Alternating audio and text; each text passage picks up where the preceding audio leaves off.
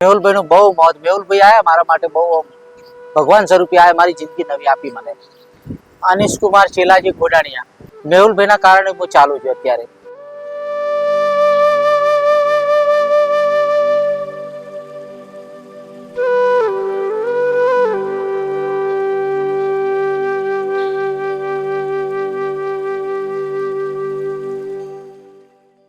અનિશભાઈ જે ડીસાના રહેવાસી છે, તેઓને એક્સિડન્ટ થવાથી પગમાં ઘૂંટીની ઉપરના ભાગમાં ફ્રેક્ચર થયું હતું.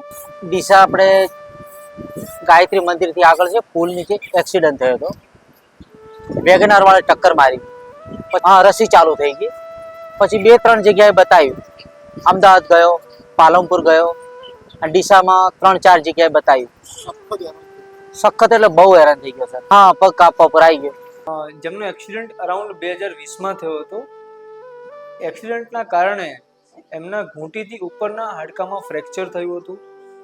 એ ફ્રેક્ચર થવાથી પછી એમણે ત્યાં પ્લેટવાળું ઓપરેશન કરાવ્યું. 2020થી માંડીને 2023માં એમના લગભગ 4 થી 5 ઓપરેશન થઈ ગયા હતા. મને જ્યારે જૂન 2023માં દર્દી મળ્યું ત્યારે પ્લેટ બહાર દેખાતી હતી અને હાડકું જોડાયું ન હતું. પછી ડીસા અમિતભાઈ જોશી છે, ઓર્થોપેડિકના ડોક્ટર, એમને બતાવ્યું કે આપણે મેહુલભાઈને બતાવીએ તો કે રિંગ નાખવી પડશે તમારે. પછી મેહુલભાઈને મળ્યો, આ રિંગ નાખી 9 મહિનામાં રિકવર આવી ગયું.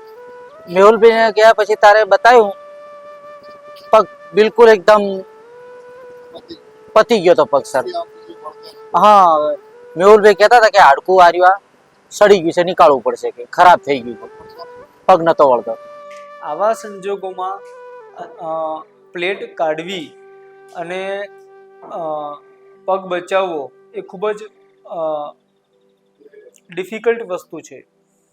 તો એવા સંજોગોમાં આપણે એમને રિંગવાળા ઓપરેશનની સલાહ આપી હતી.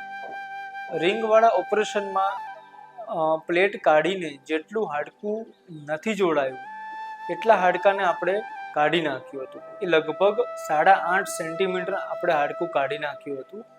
વોકરથી ચાલતો, કોઈ તકલીફ નહીં સર. અત્યારે કામ બી કરું, અત્યારે દુખાવો જેવો પણ નથી થતો એમ. ના, મેહુલભાઈને હું તો ભગવાન એમને બહુ સારી તરક્કી આપે અને હરદેક ઓપરેશનમાં કામયાબ રહે. સાહેબનો ખૂબ ખૂબ આભાર. મેહુલભાઈ મને સારી જિંદગી આપી, એમાં ભગવાન સ્વરૂપે મને મળ્યા.